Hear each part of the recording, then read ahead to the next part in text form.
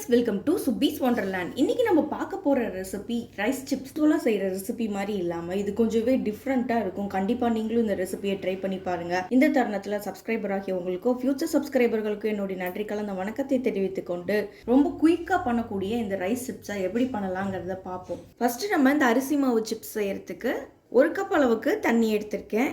எந்த கப்பில் நம்ம அரிசி மாவை மெஷர் பண்ணுறோமோ அதே கப்பில் அதே அளவுக்கு தண்ணி எடுத்துக்கணும். நான் இப்போ 1 கப் அளவுக்கு அரிசி மாவு எடுத்திருக்கேன், அதனால் 1 கப் அளவுக்கு தண்ணி ஆட் பண்ணிக்கிறேன். தண்ணி நல்லா சூடாகி வரட்டும். இப்போ நான் இந்த தண்ணியிலேயே ஒரு 1/2 டேபிள் ஸ்பூன் அளவுக்கு ஓமம் ஆட் பண்ணிக்கிறேன். எந்த ஒரு ஸ்நாக்ஸ் ரெசிபியாக இருந்தாலுமே நம்ம இந்த மாதிரி ஓமம் சேர்த்துக்கிட்டோம்னா நம்ம டைஜஷனுக்கு ரொம்ப நல்லது. அதே போல் இந்த தண்ணியில் இந்த ஓமம் கொதிச்சு வரும்போது அது ஒரு நல்ல ஒரு ஃப்ளேவரும் கொடுக்கும். இப்போ நம்ம இந்த அரிசி மாவுக்கு தேவைப்படுற அளவுக்கு உப்பையும் இந்த தண்ணியிலேயே ஆட் பண்ணிக்கலாம். இப்போ ஓமம் இல்லை அப்படின்னா ஒன்றும் ப்ராப்ளம் இல்லை. நம்ம ஓமத்துக்கு பதிலாக சீரகம் கூட சேர்த்துக்கலாம். சீரகம் ஒரு 1/4 டீஸ்பூன் அளவுக்கு சேர்த்தா போதும். இப்போ தண்ணி நல்லா கொதிச்சு வந்துடுச்சு. இப்போ நம்ம எடுத்து வச்சுருந்த அரிசி மாவை இதில் ஆட் பண்ணிக்கலாம். இப்போ அரிசி மாவை கொஞ்சம் கொஞ்சமாக ஆட் பண்ணிக்கிறேன்.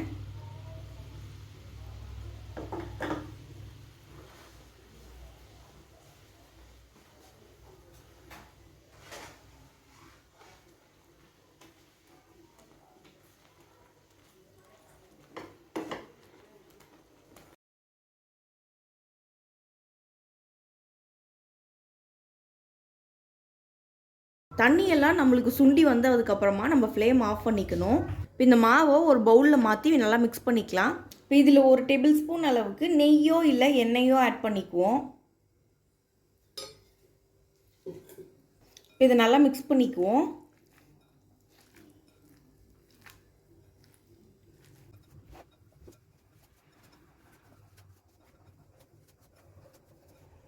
நல்லா ஒரு சப்பாத்தி மாவு பதத்துக்கு நல்லா பிசைஞ்சு எடுத்துக்கலாம்.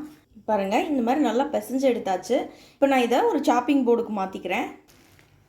இப்போ கொஞ்சம் அரிசி மாவு தூவிட்டு மேலே நம்ம பிசைஞ்சு வச்சுருந்த அரிசி மாவை ப்ளேஸ் பண்ணிக்கிறேன்.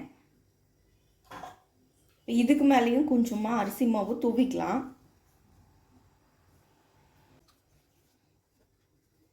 நல்லா ஸ்ப்ரெட் பண்ணிக்குவோம். நல்லா ஸ்ப்ரெட் பண்ணியாச்சு. ஒரு கத்தியில் நான் எக்ஸ்ட்ராஸ்லாம் ரிமூவ் பண்ணிக்கிறேன். நீங்கள் கத்தி யூஸ் பண்ணிக்கலாம், இல்லாட்டி பீஸா கட்டுற ஏதாவது இருந்ததுன்னா அது யூஸ் பண்ணிக்கலாம்.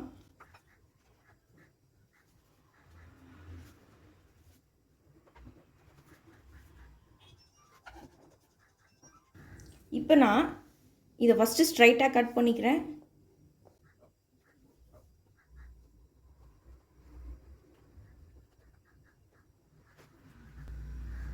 இப்போ இதை நான் ட்ரையாங்கிள் ஷேப்பில் கட் பண்ணிக்கிறேன். நீங்கள் என்ன விருப்பப்படுறீங்களோ அந்த ஷேப்புக்கு நீங்கள் கட் பண்ணிக்கலாம்.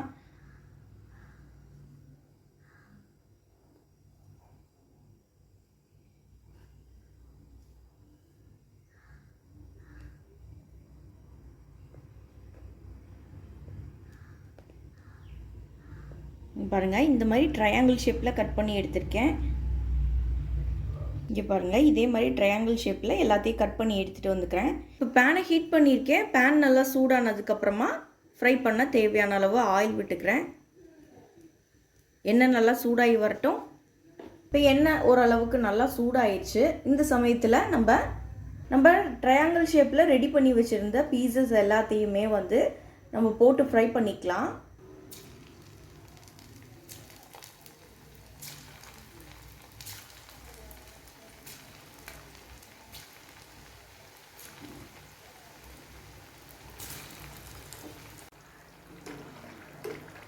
நமக்கு ரொம்ப ஒரு கோல்டன் ப்ரௌன்லாம் வரணும்னு அவசியம் இல்லை.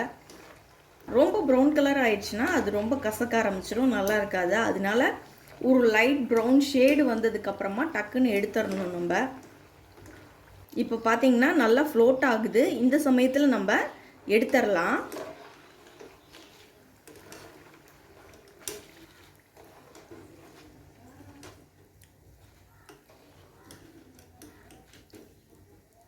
இந்த பாருங்கள், இந்த மாதிரி ஒரு லைட் ப்ரௌன் கலர் வந்தாலே போதும். இந்த ஸ்டேஜில் நம்ம இந்த சிப்ஸை ரிமூவ் பண்ணி எடுத்துருவோம்.